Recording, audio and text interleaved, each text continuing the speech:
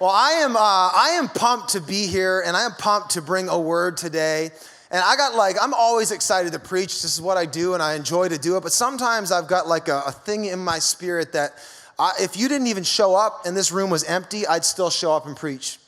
And if nobody was at any of our locations, because this is one of those words that I think the spirits need to hear. I think there's some demonic powers that need to hear this word.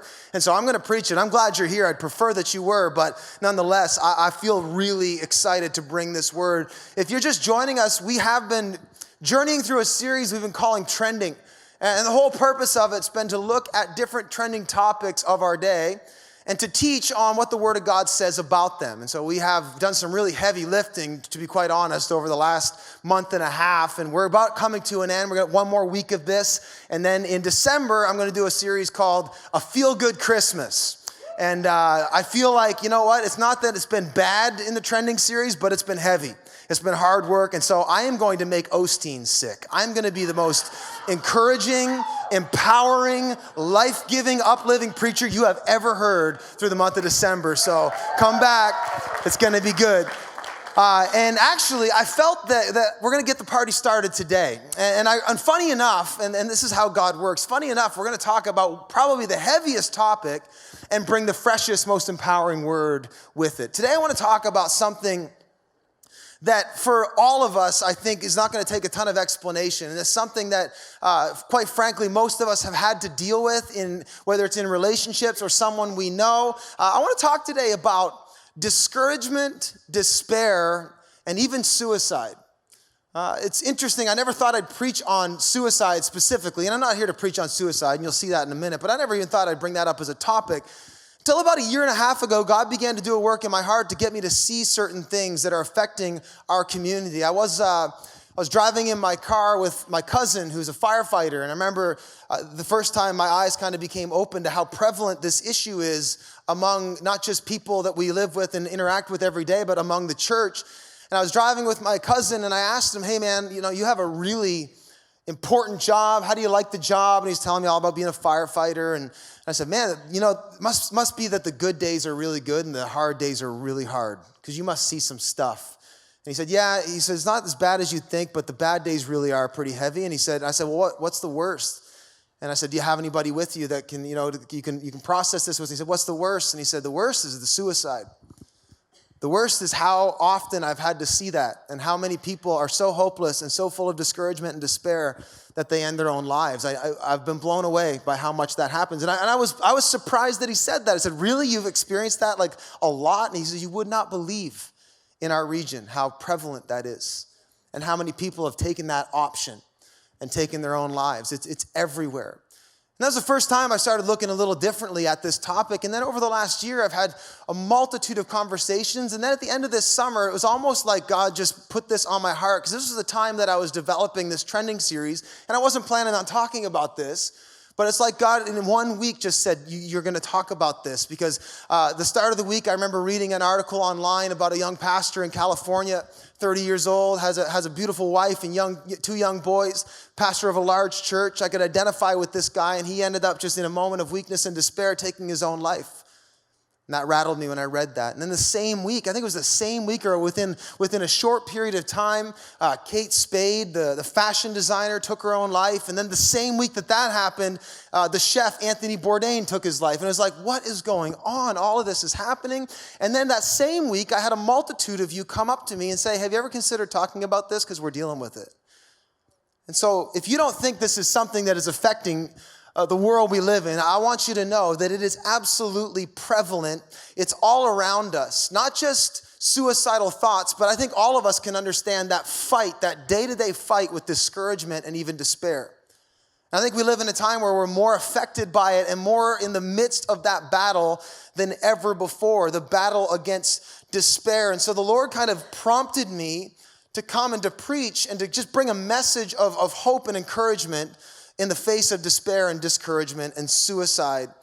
It's an absolute epidemic in the world we live in, and it's in the church. It's in not just mainstream culture, but a lot of believers are dealing with that. I know a lot of you are dealing with that or have dealt with that or know somebody who is deeply, deeply dealing with despair and even suicidal thoughts. We live in a day and age where it is actually normalized. In some cases, suicide is even celebrated. I remember when Robin Williams took his life a few years ago, and people would post memes online, like, trying to make a positive out of a negative, but even saying, your fight is over, and you won your fight, or something like celebrating this. It's interesting how we've softened what that is in our culture today. And now we even live in a time where we have assisted dying, we call it. Or if things get difficult or too difficult to bear, you can take that as an option. We live in a time where it's increasingly common. Did you know that in North America, the 10th leading cause of death is suicide? Of everything. It's more than car accidents. The 10th leading cause of death. There is one death by suicide every 10 to 12 minutes. That's one. And then look at this stat. One suicide for every 25 attempts. So that means that every minute there's someone attempting to take their own life. So there are a multitude of people dealing with this. And I know that you know this, and I know that this doesn't come as a huge shock to you, but maybe how pressing it is comes as a shock to you. But the point of this series hasn't been to preach about these trends and these topics. The point of this series has been to preach the word in the face of these trends and these topics. Now, I don't want to get up today and I don't want to answer all these questions about suicide and depression and anxiety. I'm not a doctor. And frankly, if you're dealing with suicidal thoughts, I've got a word for you today, but you also need to get some help and get some people around you that are going to walk that out with you. You need to find some help. If you're dealing with anxiety and depression and despair, you need to see a doctor as well. But I have a word that's going to cut to the root, I believe, of all of this, because I didn't come today to teach on suicide. I didn't come to preach about suicide. I believe God gave me a word that's going to hopefully get to the root of the hopelessness and despair that causes it. I want to equip us today with a word so that no matter where or no matter how you're dealing with this, depression, anxiety, despair, suicidal thoughts, I believe this word is going to be able to help you take back the ground that you or someone you love is losing in this battle. I want you to say this out loud with me because this is going to be an interactive sermon. So you got to help me preach. Valley Campus, Seaside. We got too many now. I don't remember. All you guys out there. And I want you to say this out loud with me. Say, stir it up. Stir it up. So Paul writes to Timothy. And he says in his message to Timothy, now Timothy is a young pastor. In fact, he was the bishop of the church in Ephesus. A bishop means he's a pastor over pastors and over a variety of locations. It's similar to how we are running our church. Except at that time, Timothy was the only bishop in this whole city called Ephesus, and he was the leader of a very large church. In fact, it was the largest church in history to that point. And so here's this young man. He's a young man that Paul raised up and planted there in Ephesus to lead this movement. And he's dealing with the pressures of being a young leader. I can identify with this guy. He's dealing with the pressures of dealing with a community. He's dealing with the pressures of actually leading a gospel movement in a city that was, up until that point, very opposed to it. In fact, if you read the book of Acts, there was a massive riot in the city of Ephesus. They weren't super friendly to the gospel of Jesus Christ. And so here's this guy, Timothy. I mean, talk about battling anxiety, battling depression, battling despair and discouragement. This is what Timothy's right at the heart of. I mean, here's this guy by himself out there trying to lead this movement. Got hundreds, thousands actually of people who are part of his church, and he's dealing with the power struggles that come with the church. If anybody ever comes up and tells you, hey, our church should be more like it was back in the New Testament, they aren't reading their Bible. It's messed up. And here's Timothy back there just trying to deal with heresy. I mean, people are twisting the mind of Christ. People are twisting the truth of the gospel. And so he's correcting heresy. He's correcting activities. He's dealing with all of the stuff that comes with leading a large movement, especially in that day. And Paul comes to him and he writes this encouragement. If you ever read 1 and 2 Timothy, he's writing to encourage Timothy. And he writes this, and I think this is going to help us. We're going to use this as our framework today. He writes this, and we read it before. He says, Timothy, listen. This is going to help you. I want to remind you to stir up the gift of God, which is in you through the laying out of my hands. You need to stir it up, he said. For God has not given you a spirit of fear, but of power and of love and of a sound mind. Paul says this, you, Timothy, You might be going through it right now. You might be dealing with all the fears and anxiety and depression, and you might be dealing with the criticism, and someone might have wrongly accused you, and you might have this bill to pay, and you might have all these unanswered questions, and all this stuff on the outside that is pushing you down and trying to discourage you. The answer is not for you to push back. The answer is for you to stir it up. That there's actually something that God put inside of you that you have got to access and bring up. Isn't that different than how we think about fighting our battles a lot of the time? Don't we think we got to change our external circumstances to see victory? And now Paul says, no, victory is not in changing the externals. Victory is in accessing what God has already put inside of you, but you have to stir it up. It's in there, but you have to access it yourself. I was thinking of it like this. If there was a Dairy Queen in Ephesus, I think Paul would have helped Timothy understand what it means to stir up what the gift of God in you, maybe by illustrating like with a blizzard. Any blizzard people? Anybody like a blizzard? I did some sermon prep and went and bought myself a blizzard. And I actually used to work at Dairy Queen. Do you know that? Did you see me with a little apron and making your cheeseburger? Yeah, it was like 3 weeks ago. Hard times at King's Church, right? No, it was when I was in high school. I worked at Dairy Queen. And anybody like, you get blizzards, the blizzard, they're a great treat that's way overpriced, but you still buy it anyway, And in it, here's what I found. The people who really know how to make those blizzards, they know that there's a way you're supposed to do it. First, you put the good stuff in, right?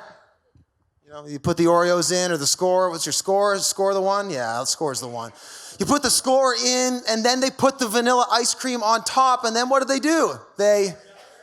Hey, all right, Valley Campus, how we doing out at Halifax? Yeah, they stir it up, and they have that thing, right, that thing. And what's that do? It brings the good stuff that was on the bottom, it brings it up to the top. And in fact, sometimes you'll go through the drive-thru and you'll even order a blizzard, and it's like all vanilla. And you got to know, okay, the good stuff's in there, it's just buried. It's down at the bottom, and I gotta stir it up, right? I think this is kind of, in a really weird way, how Paul would maybe help us understand what it means to stir it up. Here's the deal, and I think this is different than for a lot of you have been taught about your faith. There are the things that God has put inside of you.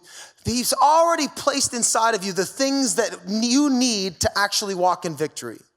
Let me say that again. God has already put inside of you the things that you need to walk in victory. When you believed in Jesus and you put your faith in Jesus, Paul said, when you believed, you received power, love, and a sound mind. The thing that you have to do is learn how to stir it up. You actually have to learn how to access it. And I am convinced, and I've been learning this in my own journey as I'm following Jesus, I am convinced that a lot of us don't walk in victory because we're waiting for God to fight a battle that he has raised you up to fight. That we're actually waiting for God to do something that he's waiting for you to do. And that there are things that God has put inside you to give you the equipment to actually fight back against what you are going through. Now, sometimes God just goes and does things for us because he's a good father. But you know what else good fathers do? Some days they get up and say, son, I'm not making your bed for you. I'm not tying your shoes for you. You're a big boy. You got 2 feet and 2 hands and you know how to do it. And I have seen this in my life. There have been a lot of times where I've caught myself praying for something then I felt the Spirit say, don't pray for that, declare it. Don't, what are you asking me to do that for? I called you to do it. There's one time Pastor Dan and I, we were praying in a gathering, and we shifted something in the room. It was like we were asking God to do something, and I don't know which one of us said this, because sometimes we get in that zone and we're like symbiotic, and we're just with the Spirit, and we're praying. And I remember like one of us said, Lord, you didn't call us to ask you to do something that you actually want us to do. And so we're going to stand up in authority. You said that we would tread on the serpent. You said that God would crush Satan underneath our feet. So we're going to stand here in authority, and we're going to bind up that which you said we could bind up and loose that which you said we could loose. I'm preaching. All right. I feel like preaching. It's been a while. I've been teaching too much. I came to preach today. See, many of us are victims and defeated because we're waiting on God to do something that he's waiting on you to do. that Jesus already bought you power, love, and a sound mind. He purchased that and deposited it in your account the day that you believed. You didn't have to do anything for it. You didn't earn it. You don't deserve it, but he gave it to you. Here's the thing though. You and I have got to learn to activate our faith in such a way that brings it up to the forefront. Life is trying to push that stuff down. And so that's why Paul says, Timothy, you got to stir that up. It's not going to come naturally in that moment when fear arises. That moment you get the phone call. That moment that you hear that they did that. That moment that you don't know how you're going to pay for it. The moment you get the diagnosis, it's going to push that back, and your job is to stir it up. You actually have to learn in that moment to stir up your faith. That's what faith is. You know there's a lot of Christians who are believers but have no faith? What's the difference? I can believe in something. But faith is to actually trust it. Faith is to activate it. This is why in Hebrews 11, it says, faith is the substance of things hoped for. It's the evidence of things not seen. Why does it qualify that? Why doesn't it say belief? Because belief isn't evidential. I can believe in secret. And I can believe in something and not trust it. That's why James said, you know what? Congratulations. The devil believes in Jesus. Doesn't trust him. Doesn't place his trust in him. You see, I think the key to victory for a lot of us is learning how to access what God has already put in us. He has already placed us inside of us power, love, and a sound mind. And so our job when it comes to the fight of faith, when it comes to even dealing with discouragement and despair, the moment that life, whether you are pushed down to the very pit, or even in that moment you feel anxiety press in, or you feel fear press in, your job is to not huddle down and say, God help me, God help me, God help me. I think as a believer, God actually wants you to get up and actually start stirring up your faith. And so now I don't want to just talk in generalities today and say, oh yeah, stir up your faith, stir up your faith. And you're going to leave here and say, oh yeah, stir up my faith. And you don't know what that means. What does that mean, bro? Right? So I'm going to help you. This is what it looks like to stir up your faith. Everyone say, stir it up. Stir it up. Come on, Halifax, stir it up. Yes. We got one more here. Oh man, in Halifax last week, I preached on substances and I got up and I said, hey, and today I'm going to preach about marijuana. And someone goes, woo! And it's like, hey, all right. I don't know what you're doing here, Pastor Seth, but anyway. So Paul actually, he puts the clues for us right in it. He didn't just say to Timothy, hey, stir up your faith, man. Deal with it, big boy. That's not what he said. He said, I remind you, in that moment of trial, in that moment of depression, in that moment of despair, in that moment in the hospital, in that moment, I remind you to stir up the gift that God has put in you, that God did not give you. He says, here's what it is. Here's the gift. He says, you have been given the gift of power, love, and a sound mind. And in those three things is everything we need to walk in victory over discouragement and despair. If we can walk in power, love, and a sound mind, ain't nobody going to be taking their lives. If you can walk in power, love, and a sound mind, nobody's going to fall prey to discouragement. Because that's the zone that discouragement works at. So Paul says, stir up your faith and access power, love, and a sound mind. So if you're taking notes, write this down. First, stir up the power of Jesus. Stir up the power of Jesus. This first and foremost is a question about finding authority. Finding authority. Here's something I just want to press on you today, and I didn't come to give you a talk or to teach. I actually came to proclaim something to you. It's this: there is power in you. Let that hit you for a second. If you're a believer in Jesus, there is power inside of you. Whether you know it or not, it might be way down underneath miles of vanilla ice cream, but there is power in you. Jesus deposited in you the day you believe. You got that in your account. The day you believe, the power of Christ is inside of you. And so we got to learn how to stir up this authority of Jesus inside of us. Here's the reality of the struggle against depression and despair and anxiety and the spirit of suicide. And make no mistake, it is a spirit. You've got to understand something, that this struggle is spiritually based and that you live in a war zone. That this is not just like the lie of the devil wants to tell you, Especially with suicide and anxiety, like that, well, life got the best of me. No, the life didn't get the best of you. The devil got the best of you. You're dealing with spiritual realities. And as a believer, we aren't just here saying, you know what, well, there's, anatomical, physiological reasons why you deal with anxiety. Yes, we also know there are physiological reasons why people fall into depression, but you got to understand something. There's more going on than just what's going on in your body and your mind. There are spiritual realities at play, which I believe, and the word says, is actually at the root of the fight.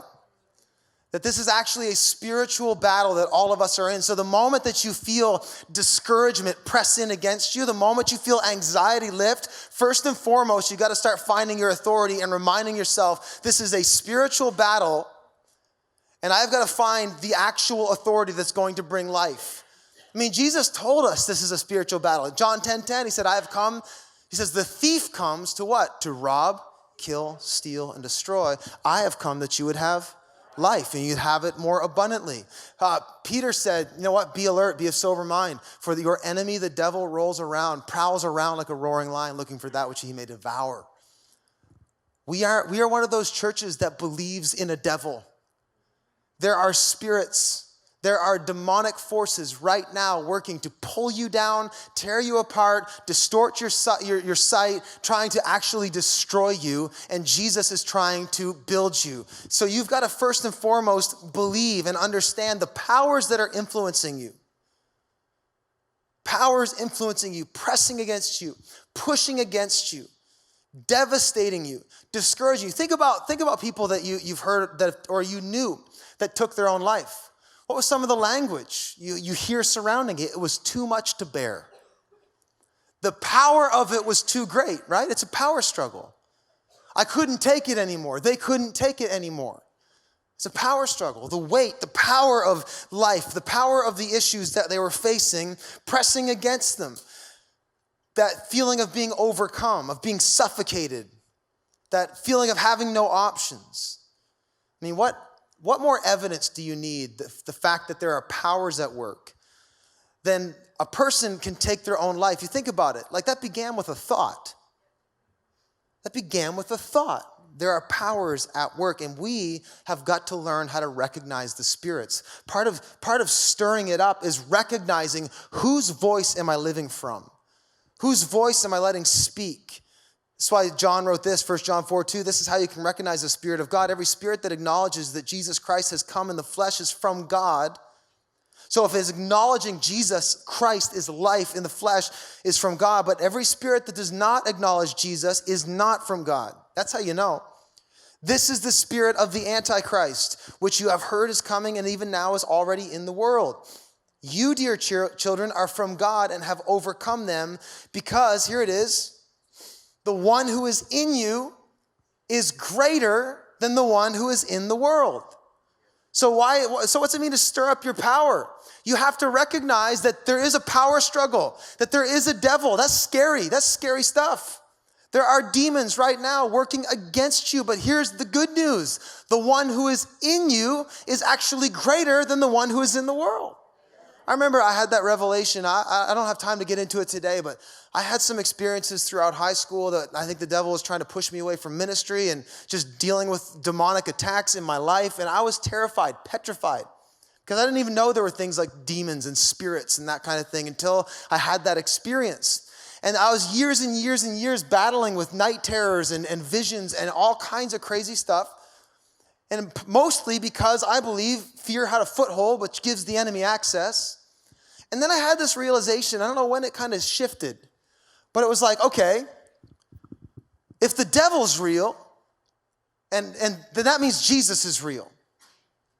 And if Jesus is real and God is real, then that means his word is true.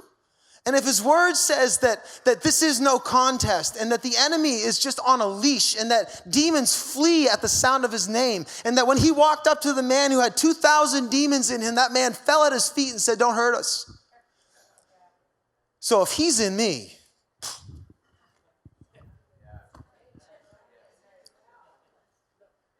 see, don't let the devil convince you that he's in charge. He's not. And if you read your Bible and you read the Gospels and you read about Jesus, like there was not one moment. Like Jesus didn't lift a finger. Demons absolutely ran in terror when he was around. Sometimes you'll hear things like there's God and the devil, and you could even interpret what I was just saying, like they're these two equal forces working against each other. No. They're not equal at all. There's God and there's everything else. This is not a two-sided thing. This is not a contest. God is in charge. And so the question about stirring up your faith is first and foremost asking yourself, who do I believe is in charge? Who do I believe is my authority? Who do I believe is greater? The one who is in me or the one who is in the world? You have got to realize you are fighting a spiritual battle and not fall for the lies the enemy wants to tell you. You need to replace those lies with truth. Stir up that power and recognize that the powers at work that are for you are so much greater than that which is against you. Stir up the power. Stir up the power of God. Recognize that you have power in you. The Bible says, resist the devil and he will flee. The key word is resist. Pull back. Fight back. Stand your ground. Stand firm. This is what Paul was getting at. Ephesians 6. You ever remember that one? Ephesians 6. Paul says, for our struggle is not against flesh and blood. Your struggle is not against your anatomy, your physiology, even though that's a part of it. It's deeper than that. Your struggle is not against flesh and blood, but against the powers and principalities of darkness. So put on the full armor of God so that you can take your stand against the devil's scheme. For our struggle is not against flesh and blood, but against the rulers, against the authorities, against the powers in this dark world, and against the spiritual forces in the heavenly realms. You see, first and foremost, we have to learn to stir up the power of Jesus in us. We have to ask ourselves, who is my authority?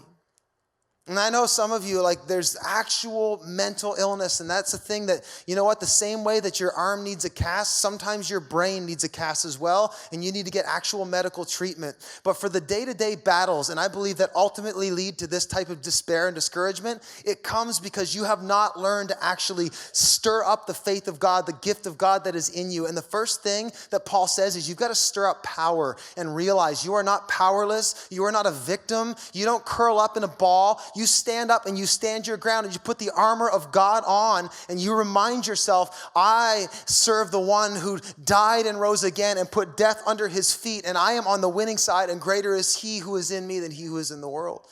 Like, we got to arm ourselves with that. We got to arm our brothers and sisters with that. Speak that over them when they can't speak it themselves. Jesus said, Matthew 28, all authority. I know some of you are fighting some things right now that it seems like very authoritative. Cancer is very authoritative. Mental illness is very authoritative. Despair, all the stuff, it's very authoritative. But Jesus said, all authority has been given to me. All authority. Therefore, go. Verse 20 says, surely I'm with you. I'm with you always, even to the end of the age. You've got to learn to stir up the power of God. Everyone say, stir it up. Stir it up. Come on, realize you're not a victim in those moments. And I know that that's super hard in the moment, isn't it? Because the moment that depression and despair, or that moment of fighting comes against you, your reaction generally is not to fight, it's flight, isn't it? But Paul says, no, you need to learn to stir it up, start accessing what God has put in you. Number 2, if you're taking notes, write this down. He says, for God has not given us a spirit of fear, but of power and what? Love. He's given us love. Why is love important? This is about finding certainty. It's about finding a certainty, about finding assurance, about finding confidence. You have got to realize and stir up in those moments where everything in your world calls it into question. You've got to stir up one thing and one thing only, that I am loved by God. You need to recall that revelation of God that tells me, no, I am fearfully and wonderfully made, and my circumstances do not dictate the love of God over me. And I will not judge my God through my circumstances, but I will judge my circumstances through my God. You have to actually call up the love of God and remind yourself in those moments that I am loved. Why? Because at the heart of the war on despair and discouragement and even suicide is the fight against fear.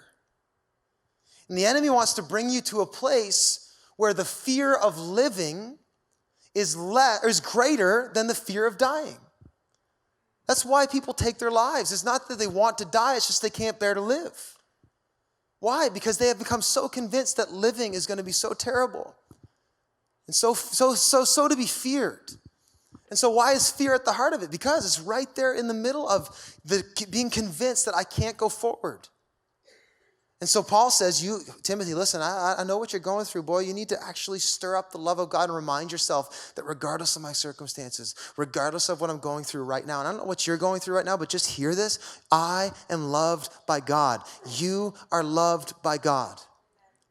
You've got to actually let that sink in because God wants to draw you into such a revelation and knowledge of his love and his goodness that no matter what you face, you are grounded and covered in that love and goodness. Because the love of God roots out all fear. This is what John said, God is love. 1 John 4:16. Whoever lives in love lives in God and God in them. This is how love is made complete among us, so that we will have confidence on that day of judgment. In this world, we are like Jesus. There is no fear in love, but perfect love drives out fear. If you realize the perfect love of God, fear has to go. Because fear has to do with, say it out loud, punishment, bad things. Bad things are coming my way. The one who fears is not made perfect in love. We love because he first loved us. Why is that there? It's there to remind you, where do we draw our love from? The demonstration of love from God in Jesus Christ. What's he saying? Consider the cross. Like, consider the gospel. The gospel of Jesus is actually the power that reminds us and stirs up the love of God in us. When you consider that God, who's rich in mercy, when you consider that God, in the beginning the Word was God, and God was with God, and the Word became flesh and dwelt among us, and we saw his glory full of grace and truth, and that he took on your cross and bore your sin and took your shame and took your punishment.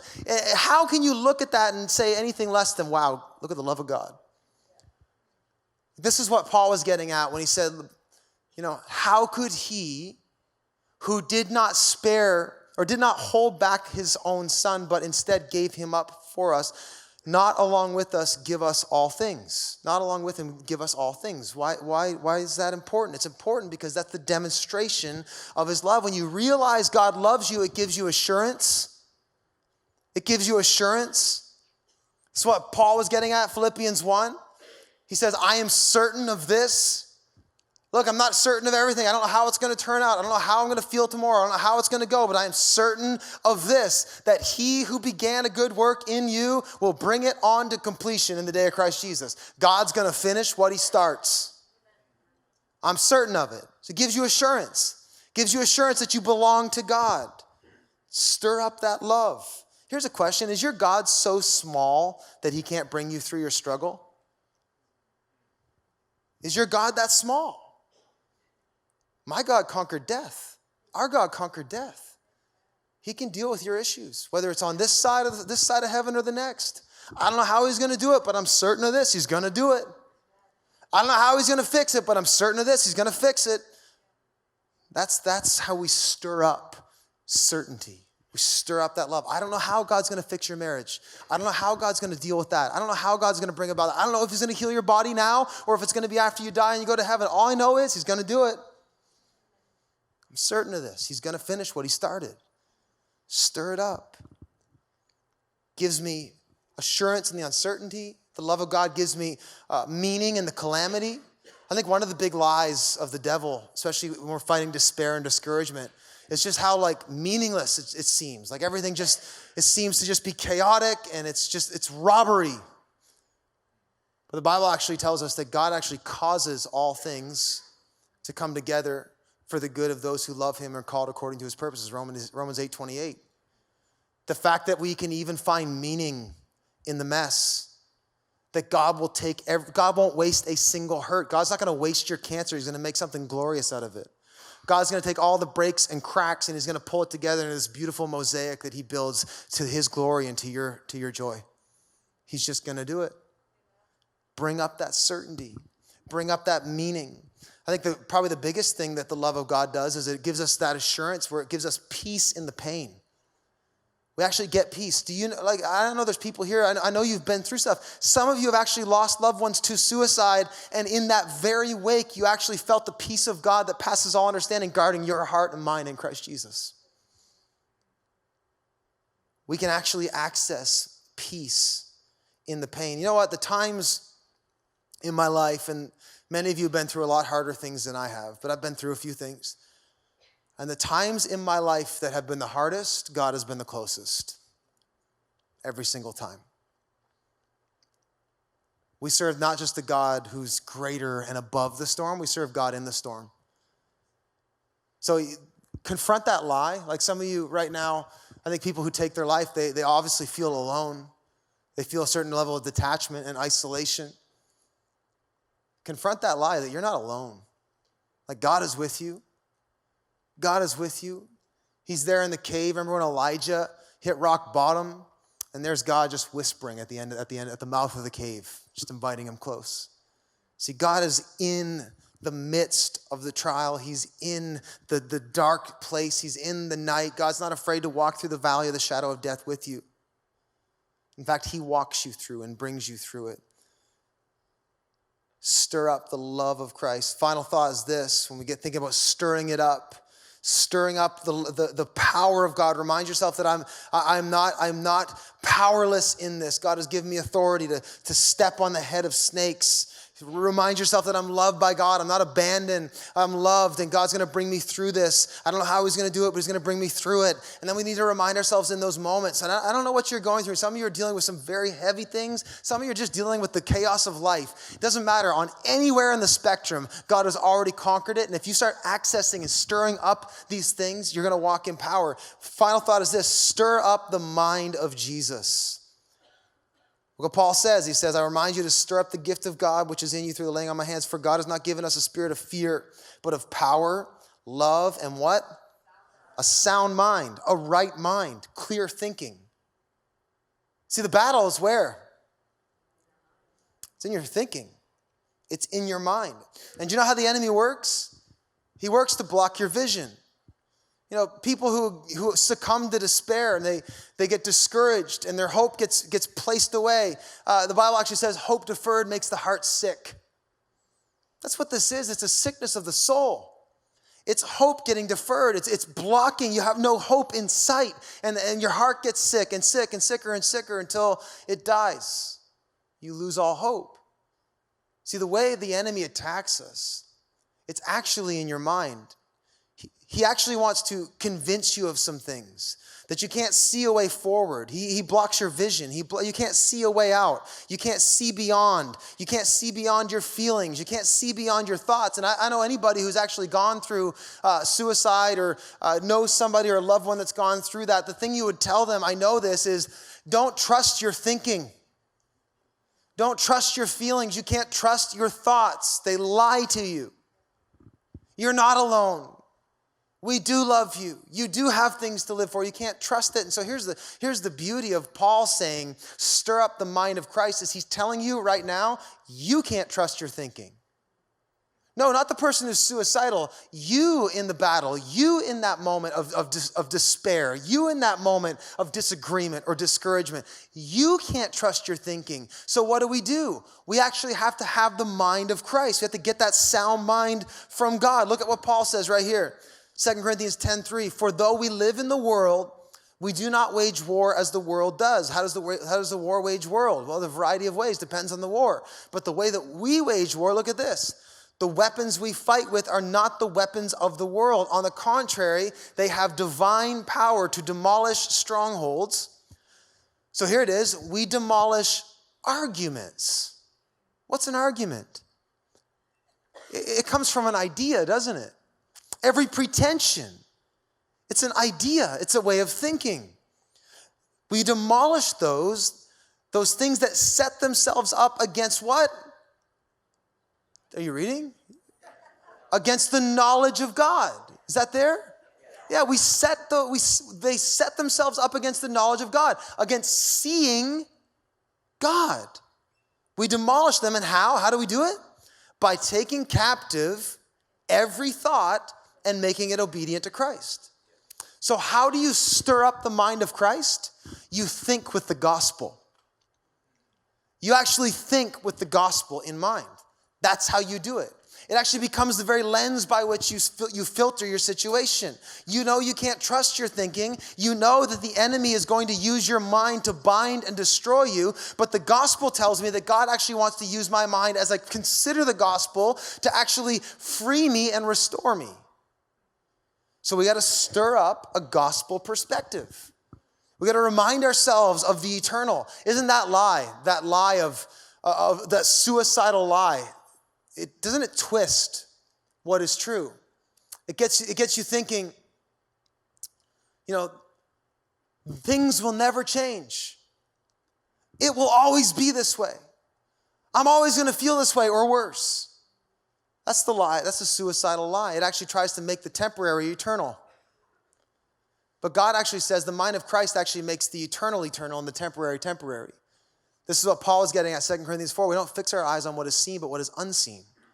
What is seen is temporary. Your bills are temporary. Your disease is temporary. Your divorce is temporary. Your fears are temporary. Your struggles are temporary. Your problem is temporary. All the things that you're dealing with and warring with. First and foremost, the mind of Christ reminds me, no matter what I'm going through, it's temporary. Yeah? Say it's temporary. Tell your neighbor, whatever you're going through, it's temporary. It's temporary. It is temporary. It's not going to last forever. So the Bible reminds you, hey, Lord, teach me to count my days. Remind me that flesh is like grass, here today, gone tomorrow, and the place in the field doesn't even remember it. I think it's healthy sometimes to remember your life is a vapor. Makes things not seem quite as all-encompassing. We fix our eyes on not what is seen, but what is unseen. For what is seen is temporary. What is unseen is eternal. We got to see the eternal. We need to see in the eyes of faith. We need to have a faith assumption. The Bible tells us what? Walk by faith, not by... Man, don't we fight with the sight? Don't we do that? Well, I see my bills, right? I see my weight problem. Or whatever it is you're fighting with, I see my spouse and I want to, right? Not me, she. I love you, babe. Because you see that. But we don't fight. We don't walk by sight. We walk by faith. I love that. I don't have time to get into it today, but in 2 Kings 6, Elisha is standing and the whole army, there's this whole army surrounding them, and Elisha's servant's freaking out. He's like, there's an army and there's two of us. And Elisha doesn't pray for more. Elisha doesn't pray that the army dies. Elisha prays that his eyes would be open to see that those who are with them are greater than those who are against them. And his eyes are open and he sees that what's surrounding them is a greater force. So we were singing earlier, it may look like I'm surrounded, but... Oh, Halifax, you nailed that. Yes. I'm surrounded. There's a greater force with me. And it's in those moments saying, I can't see it right now. I don't even feel it right now, but I choose by faith to not allow what I see to dictate how I think or what I feel. I'm going to consult a higher reality. And by faith, I know I'm not alone. You got to stir up faith. Stir up faith. Have the eyes of faith. And have a vertical perspective. We see with the gospel. You know what? People, you cannot actually look at the gospel of Jesus and really consider it and not walk away optimistic. You can't. I mean, you can look at it and not let it hit here. I mean, you do it all the time. You can come to church and hear the gospel and not let it hit here. But I mean, when you really consider the gospel of Jesus and you remind yourself that although he was God, he did not consider equality with God as something to be grasped, but instead he gave up his divine privileges and humbled himself to death, even death on a cross. Therefore, God exalted him to the highest place and gave him the name that is above every name. You can't look at that and not say, wow, Well, as I put my faith in him, when he said, come to me, all ye who are weary and heavy laden, I'll give you rest. I'm going to put my faith in the one who died and said he was going to die and rose and said he was going to rose in complete victory. I'm aligning with him. So I don't know how it's all going to work out, but I know I'm on his team and we're going to win. Like, how can you look at the gospel and not just be optimistic? It's like mic drop. Jesus rose. It's over. Right? Like, it's in those moments when you're just being shook and rattled and pressed and pushed on, and life is just kind of pushing you down. You look up and you say, oh, I see him. There he is. Set your mind on things above. Fix your eyes on things above where Christ is seated. He's not up pacing the halls of heaven about your issue. Oh man, how am I going to resolve that? Oh my goodness. That's a big bill. That is a big bill. You know, my good. He is seated in heaven. He is large and in charge. He's got a recliner in heaven. The earth is his footstool, it says. He's not even worried. Like, he is not sweating the things you're sweating. And so you've got to take your mind up once in a while and just remind yourself that I am seated with Christ in heavenly places. Oh, I know I'm seated in the waiting room. I know I'm seated in the oncology ward and I got chemotherapy going into my vein, but really I'm seated with Christ in heavenly places. And I don't know how this is panning out, but I know who's in charge. I know whose I am. I know who's on my side. I know who's in me. And greater is he who is in me than he who is in the world. Gospel optimism. It's in that moment. It's in that moment of despair. Man, if we just imagine every person who's going to go take their life, if in that moment they started preaching the gospel. Whew.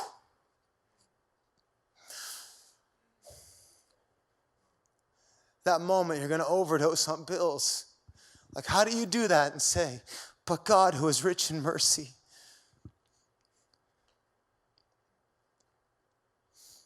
How do you put the gun to your head and say, for God so loved the world that he gave his only son, that whoever believes in him? How do you wallow in despair and preach that message to you? You can't. See, despair runs away when the gospel is preached. See, we got to stir up. You got to learn in those moments. I'm going to answer more questions. We're going to do a podcast, and I'm going to answer some questions. I know some of you have like actual practical questions about suicide. I'm actually going to answer some of those. But I felt like the Lord just wanted me to equip our body. Because here's the deal. Those fights aren't going away. Until Christ returns, we have to actually learn how to stand up and stir up our faith and access that which is already in us. Look, God gave you a spirit that actually brings power, love, and a sound mind. It's in you and it's accessible in every situation. And I felt like the Lord wanted to give you that equipment. You need to learn how to stir it up. I remember, I'll end with this. Bands, you all can come back. All of our locations, we'll be done in a second. But I wanted to say this, and I remember, I know so many of you know exactly the feeling, and people closer to you have taken their own lives, and what a horrible thing. I remember I was in high school, first time I ever experienced this, and a friend of mine was a year younger than me. We lived in the same part of town, and I remember it was the day before, we were playing backyard football. And this kid was like just normal. He seemed like, this is like the classic. Anybody who's ever, there's the people who like you think are suicidal, and then there's the other people who are suicidal and you can't see it. And that was this guy. His name was James. And I remember we played football the day before, and we were just a bunch of kids, high school kids in Marysville and Fredericton, and playing football. And I remember the next day at school, it going around that James, we don't know what happened. We don't know what took place. All we know is that something snapped in him, and he went home and took his father's shotgun out to the woods and ended his life. And that was the first time, and there was multiple times after that somebody I knew, or I remember my good friend's brother overdosed himself. And it's like you don't really know what it is that like makes a person snap like that, like to get to that point. I was just reading today in the Times and Transcript in the Halifax paper, Pastor Russ Conway's son Garrett, same thing. Just a year and a half ago, he took his life. We know like people are dealing with stuff, but what is it? What is that thing that we're like that straw that breaks the camel's back where it's just, I'm done, I'm out. Like what is that information or that piece of news? What did James hear when he went home after playing football? Like what took place? What was that information that landed on his mind and in his heart that made him determine, I have no hope anymore? See, I think maybe one of the reasons why we deal with so much despair and discouragement and even suicide in our day, probably more than ever. We deal with it more than ever. I think it's because of the frequency of news even. I mean, we have breaking news all the time, don't we? Breaking news, this is happening. Breaking news, Trump bombs Syria. Breaking news, NASDAQ's down.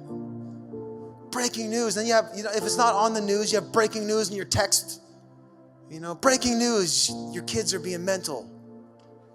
Breaking news, this is happening. Breaking news, you just found out that she cheated on you. Breaking news. It's like, I think you have enough news break on you, it can break you. I got thinking though, man,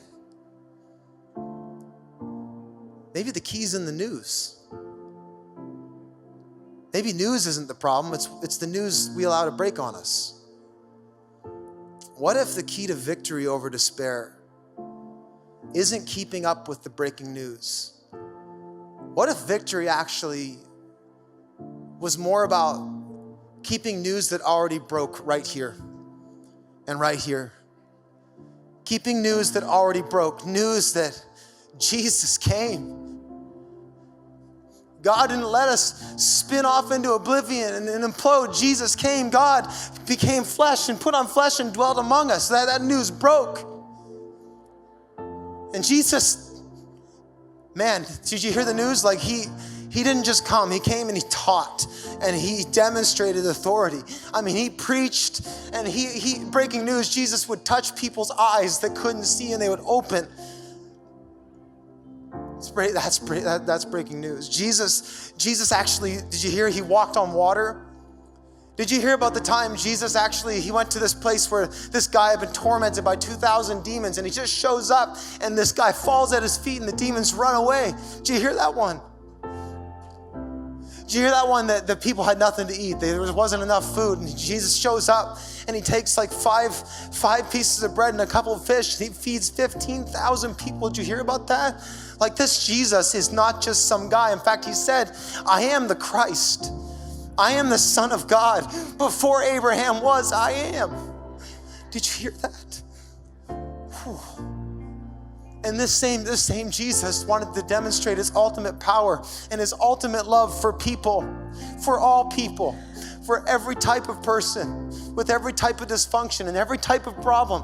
And he took on a cross, and that cross represents the punishment that you and I deserve, the shame and the humiliation and all the stuff of life that pours down on us and just weighs us down and beats us up. He said, I'm going to take that on myself. And he actually went on the cross and he died. And did you hear that he disarmed the rulers and authorities of this dark world? And he took them to hell. And then, did you hear this? He actually, on the third day, the Bible says that very early in the morning, they went to the tomb and they went to find his body there so that they could put some spices on it so that they could actually let him rest in peace. Except he wasn't resting anymore. The door was open, the cave was empty, the tomb was empty, and Jesus was alive. Like, did you hear that news? So maybe, I don't know what you're going through, but let me just break some news that already broke. And when that news broke, it broke hell, it broke sin, it broke shame, it broke despair, it broke fear, it broke anxiety. The gospel is the news that breaks all fear. It casts out all fear. So I want you to stand with me right now. I'm going to break some news over you. We're going to stir up some faith right now. We're going to stir up some declarations. And I want you to do this. I don't care if you're dealing with little tiny things or you're dealing with big things. We are going to speak the word of God over ourselves. Put your hand over your heart right now. All of our locations, put your hand over your heart. I want you to say this out loud. Let's stir up our faith right now in the one who was and is to come. I want you to say this. Say, I matter. There's meaning. There's a purpose. I'm valuable. I was bought for a price.